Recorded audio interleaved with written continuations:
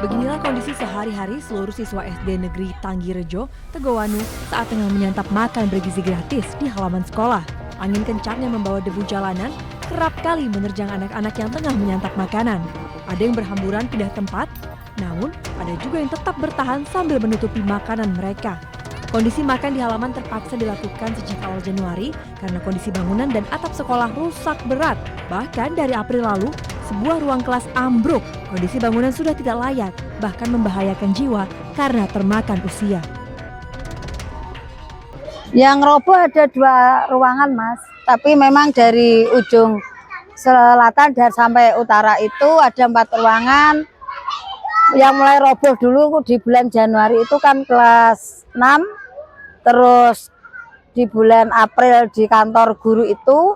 Terus ke utara ini sudah pada mengkelung, jadi saya tidak berani untuk menempatkan anak-anak dalam proses pembelajaran di situ. Nggak bisa dipakai. Terus belajar mengajarnya gimana? Di kelas yang Kelas mana? 1, 2, 3. Oh, bergantian. Ya sama musola. Berarti setiap pagi seperti ini makan di luar ini. Iya. Nyaman nggak? Enggak. Gimana? Kena debu seperti itu? Iya, kena. Bahkan, suasana belajar mengajar akan kembali terganggu saat musim penghujan datang. Para siswa berharap agar seluruh ruang kelas yang roboh dan membahayakan ini segera diperbaiki, sehingga mereka bisa kembali belajar dengan nyaman. Dari Grobogan, Jawa Tengah, Rustama Nusantara, iNews melaporkan.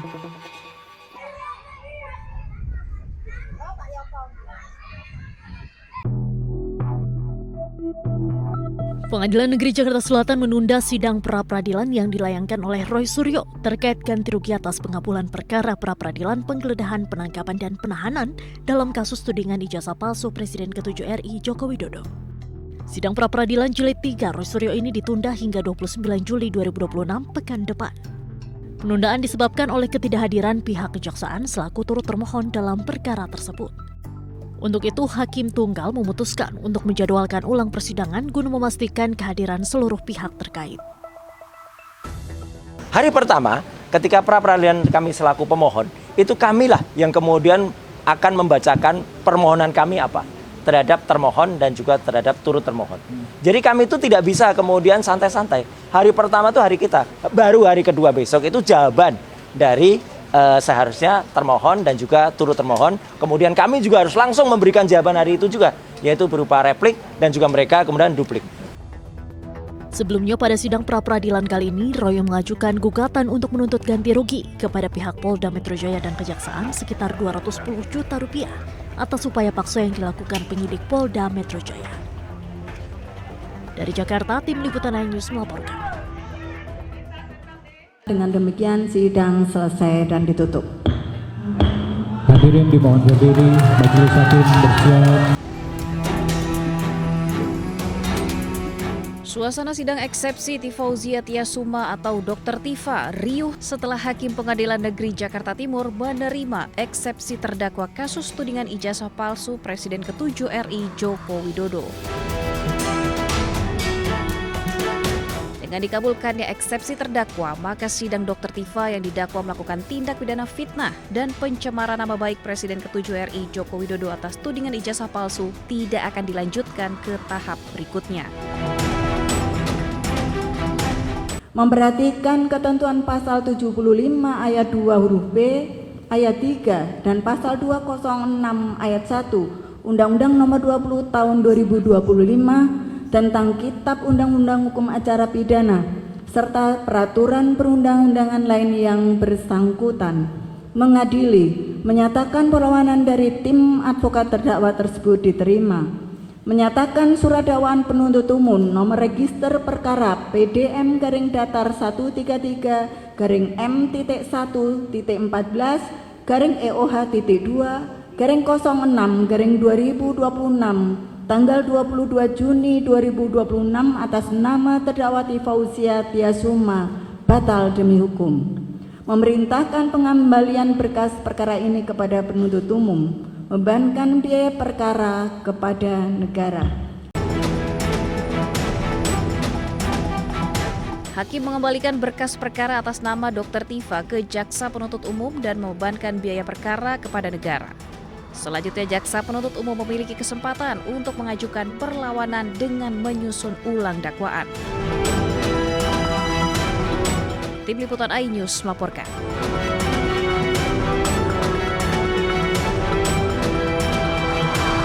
Dengan demikian sidang selesai dan ditutup.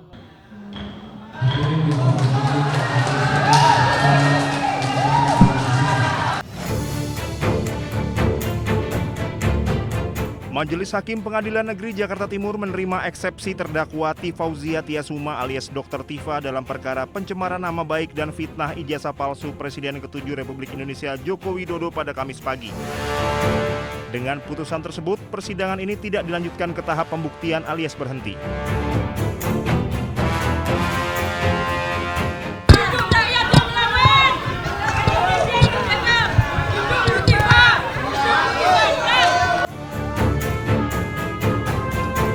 Setelah mendengarkan pengucapan putusan, Dr. Tifa menyatakan putusan ini tidak menyurutkan langkahnya untuk membongkar perkara ijazah Jokowi.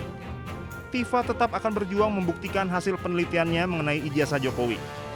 Tifa menambahkan perjuangan ini merupakan bentuk komitmen dari awal dirinya bersama tim kuasa hukum termasuk Roy Suryo yang juga terseret kasus ijazah Jokowi. Seluruh rakyat Indonesia percayalah bahwa keputusan dari Majelis Hakim pada hari ini untuk menerima eksepsi kami tidak menyurutkan langkah saya, tidak menyurutkan langkah kami untuk terus memperjuangkan kebenaran, terutama terkait dengan persoalan yang selama ini sudah menjadi beban bagi seluruh bangsa Indonesia terkait dengan otentitas dari ijazah yang selama ini menjadi polemik. Sehingga apa? Sehingga ke depan kita tidak perlu harus menemui persoalan ini lagi pada presiden-presiden maupun pejabat-pejabat berikutnya. Ini yang paling pokok. Dengan batal demi hukum ini, apa yang dimaknai apa? Bahwa perkara ini tidak layak dipersidangkan. Ini bukan perkara pidana. Mau dibuat apapun pasti akan membingungkan kalau dibuat pidana. Bayangkan saja bagaimana kita tidak bingung. Adanya suatu wawancara dengan Aiman Wicaksono yang itu hanya dilakukan dalam bentuk pemusatan atau fokus pada foto, ya, itu dikatakan perbuatan pidana mengubah, merusak. Bagaimana? Ijazah yang otentik. Bagaimana?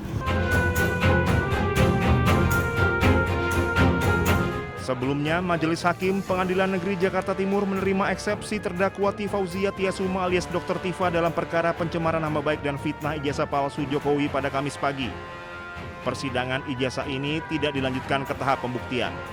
Majelis Hakim menyatakan berkas perkara Dr. Tifa beserta seluruh barang bukti harus dikembalikan kepada jaksa penuntut umum.